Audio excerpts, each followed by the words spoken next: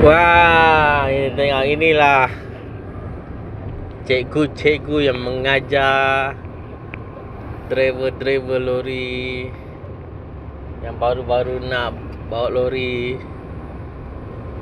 Inilah cikgu-cikgu yang mengajar anak-anak muda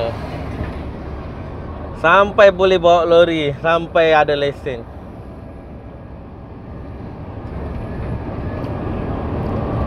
Siapa yang nak bawa lori besar, mestilah belajar ini. Ini jasa-jasa yang bertuah. Tengok, bersompan, betul-betul bersompan. Nak masuk kanan bagi sekena, masuk kiri pun bagi sekena.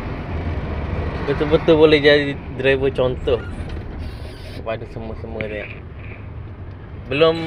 belum kena lagi, lampu pun belum hijau lagi, sekena sudah bagi. Tengok betapa bersompannya.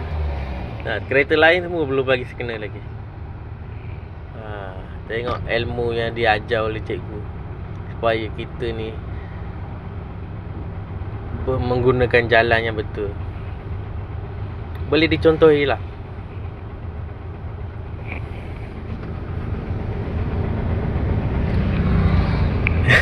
Kita pun perlu bagi sekena lagi.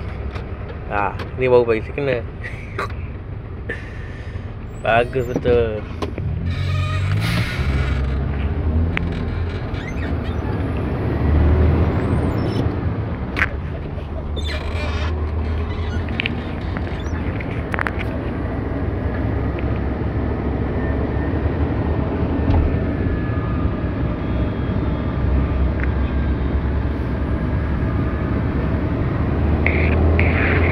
Masuk kiri pula, bagi sekena kiri pula. Baguslah betul. Hei, mana dapat lagi ni? Kalau lain mandu kereta, masuk kiri terus masuk kiri. Ini boleh cakap apa? Kita cuba ikut belakang dia. Kita pun kalau potong pun tak boleh panjang, ada kereta belakang. Kat depan tu ada roundabout.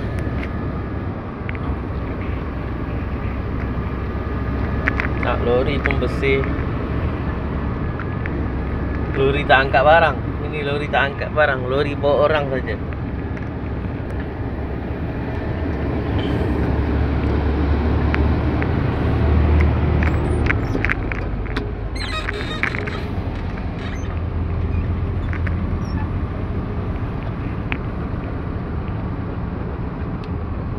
Belakang pun ada lori ikut.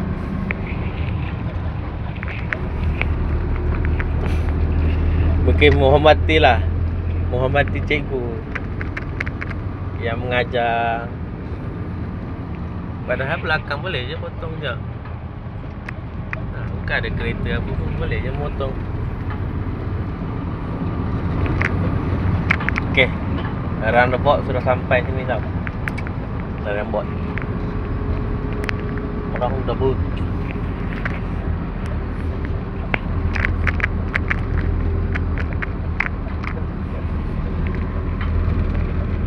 Tengok dia bagi sekena pula. Bagus betul. Ada ke kalau siapa-siapa yang nak masuk roundabout ada bagi sekena? Ini yang satu-satunya pemandu. Tengok, lori tu pun tak ada bagi sekena. Ini pun tak ada bagi sekena juga. Kita yang masuk pun tak ada bagi sekena. Bagus. Itulah. Tapi kita mau cepat lah, kita potong lah. Bagus. Pemandu yang bagus.